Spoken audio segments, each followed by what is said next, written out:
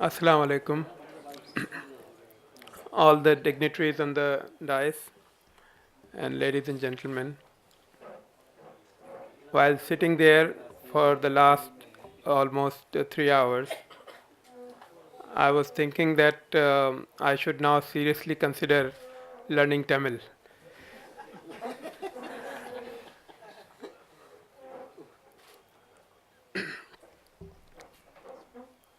This is a very special occasion.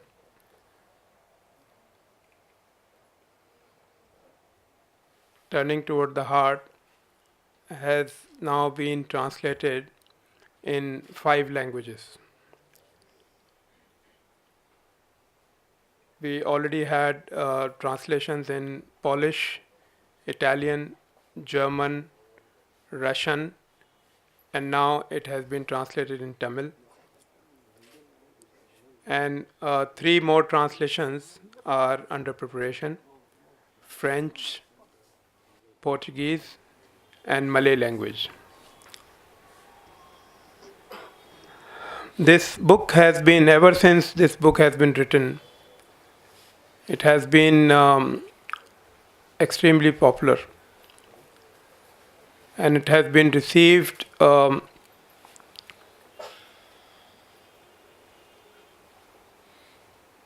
so well around the world. And we have reviews of this book from all corners of the world, and people have liked this book so much. And if we try to understand the reason is very simple. This book is a practitioner's approach to Sufism.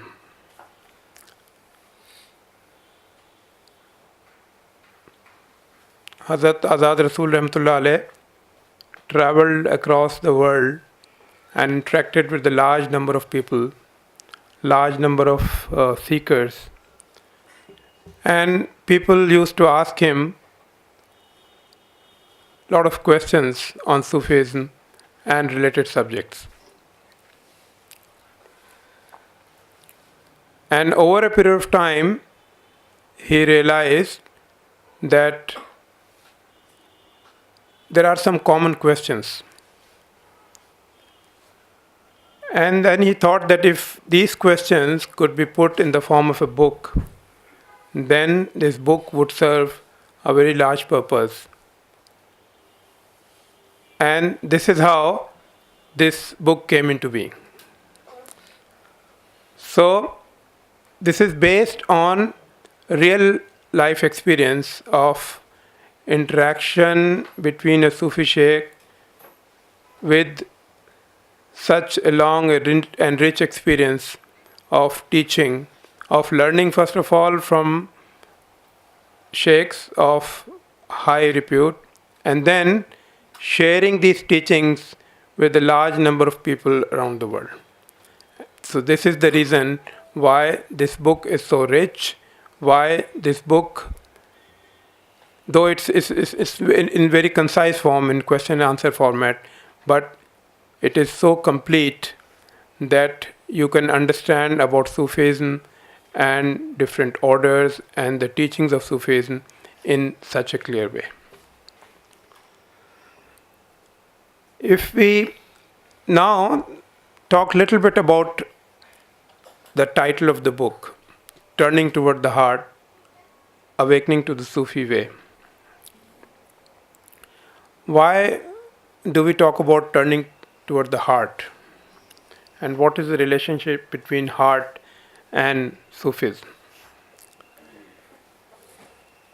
Human beings have physical existence as well as a spiritual existence. The body is our physical existence, and the soul that we have in this body is its spiritual existence. According to our understanding and belief, the spiritual existence is much more stronger than the physical existence. Because according to our belief, all the spirits were created much before the physical bodies came into being, much before Allah created the respective physical bodies. And when a person dies, the spirit still remains. So that is the importance of the spirit, and that is the importance of our spiritual existence.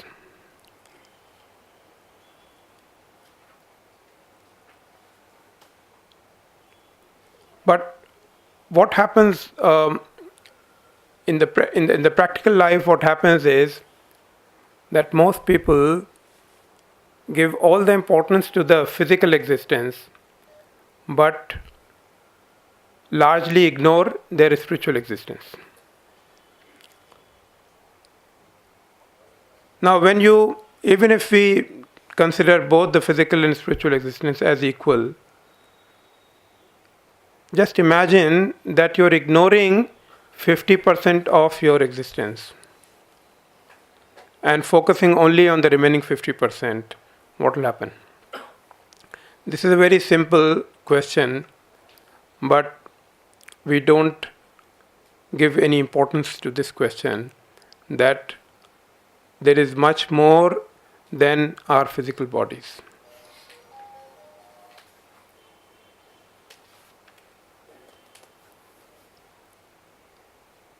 Then we should also talk a little bit about the mind and the heart.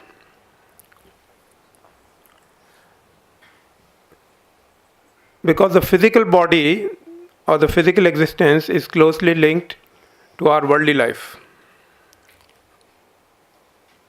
And in the worldly life, it is the mind which is considered as supreme. Because from the day we are born, we are trained through our mind. All the education, all the learning is through the mind. Whether it is at home in the first few years, or whether it is at the school or the college, it's all through the mind. And we think that it is the mind which is capable of understanding everything and acquiring all the knowledge that is available. But that's not the truth. The truth is that it is only the worldly knowledge that can be acquired through the mind. So this knowledge, which can also be called as acquired knowledge, because you are acquiring it by going to school, by attending a university, by attending a lecture, or by reading books or through discussions. But there is another type of knowledge which can only be achieved, which can only be received through the heart. But for that, you have to first work on your heart. Just like you train your mind, similarly you have to train your heart. And if you can train your heart, work on your heart and develop it, then you can receive this special knowledge, which we call as inner knowledge, or also as revealed knowledge, because this is the knowledge that is revealed directly into your heart. And this knowledge is much more powerful than the knowledge that you receive through your mind.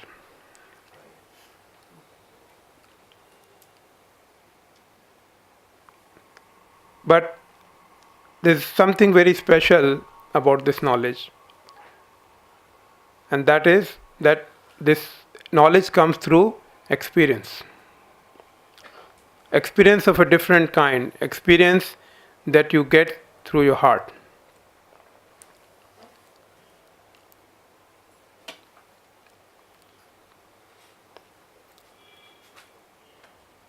So, turning toward the heart means that if you can turn toward your heart, and if you can train it, then you will be in a position to receive this special knowledge, and through this knowledge develop a completely different understanding about everything,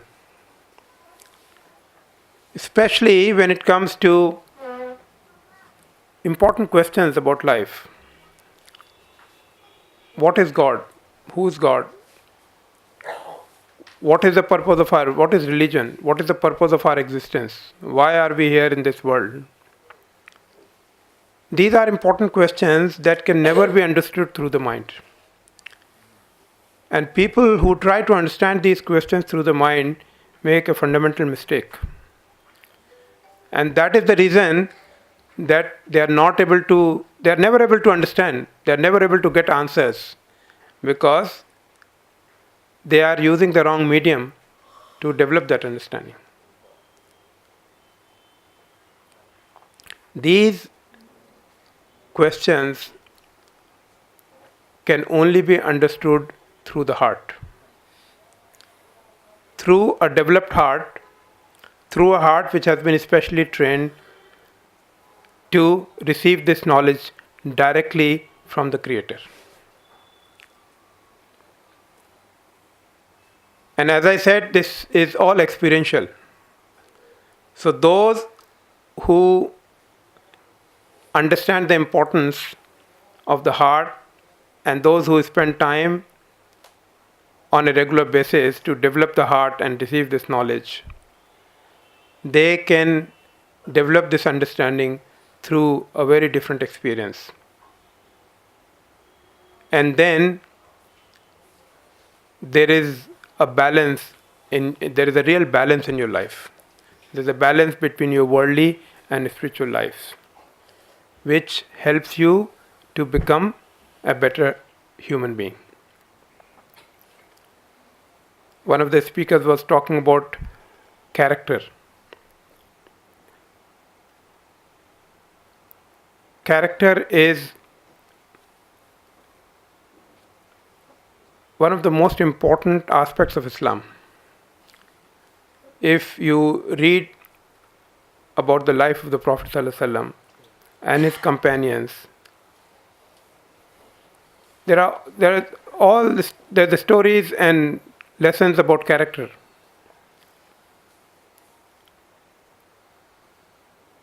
But what happened later on? This and character, as I said, is related to spirituality, because you can develop good character only when you are spiritual. Now, what happened, unfortunately, over a period of time, after the initial few hundred years, what gradually happened was that the essence of the religion, which was character, was slowly lost. And the form of the religion, which was of course important, but the importance was along with the essence of the religion, which was character. That was given all the importance. So, form without the essence, form without the spirit becomes meaningless. So it becomes a mechanical exercise.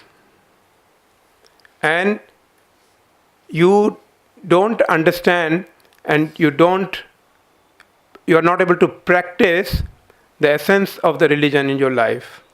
And therefore, you are not able to present your own religion to others in a proper way, because your life doesn't reflect the essence of the religion. If you are practicing something, it should be automatically reflected in your behavior. It should be automatically reflected in everything that you do. You may be doing all prayers, you may be doing all fasts, you may be doing all kinds of worship, you may be spending the whole night, but it is between you and God. When it comes to society, the society is not going to judge you by how many prayers you do in a day, how many fasts you keep in a year. The society will judge you according to your dealings, according to your character, according to how good are you with your neighbor, how good you are with your colleagues at work, with your family, how's your conduct if you are working in an organization, if you are doing business, how good are your dealings. If this part is not good, that means there is something wrong, there is something missing. And if you look around, this is what is missing from the Muslim community today. We have, I think one of the speakers said, Professor Parveen Sultana, that yes, Islam is the best religion, but Muslims, that is very true. Because we are the worst ambassadors of our own religion. In the initial days, wherever Muslims went, people were so impressed by them because their character was so high. They thought that, yes, these are such wonderful people. There must be something good in what they are practicing. And they were so impressed with them. Today, people think that there must be something wrong. These people are so bad that there must be something wrong in what they are following. Of course, they don't understand that the religion is perfect, but the followers are not following the religion properly. So we are doing disservice to our own religion. We are not able to present our religion properly to others. And why is it so? Because we have lost that important aspect of the religion, which is spirituality. So it is an important need for every human being, because every human being, as I said, has a spiritual existence, and if you don't nurture it, if you don't give enough importance, then of course you can't be successful. You can't be really successful in life unless you have this balance between your physical and spiritual lives. And there are many ways, but one of the tested and tried and successful ways of achieving this balance is Sufism. A large number of people throughout the history have benefited from spiritual practices, and ever since Sufism has come into being, which according to our belief started from the life of the Prophet ﷺ himself, it has benefited a large number of people. And today there is more interest in Sufism in other countries, in places where among non-Muslims, because they read about it, they read about they read the good, all the good literature that has been written by famous Sufis, all the poets, famous Sufi poets, and they get inspired by their writings and by their poetry, and they develop interest in Sufism. So they are receiving all the benefits, and unfortunately our own wealth, we are not, our own people are not able to benefit from this wealth which has been available to us. So it is high time that we give importance to this, and we do something about this important part of our life.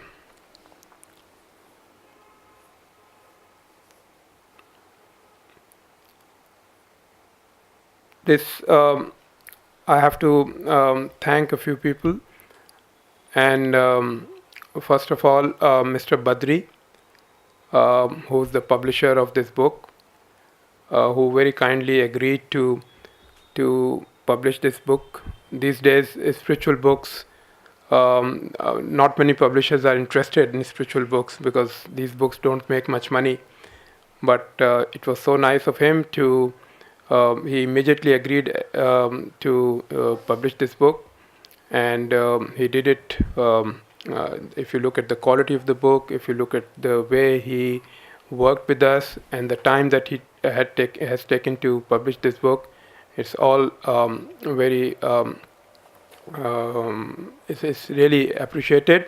And he's I think not present here today, but yeah, so I would convey my heartfelt gratitude to him through Mr. Nagurumi. And the other person, of course, is Mr. Nagurumi, who has done a wonderful translation of the book.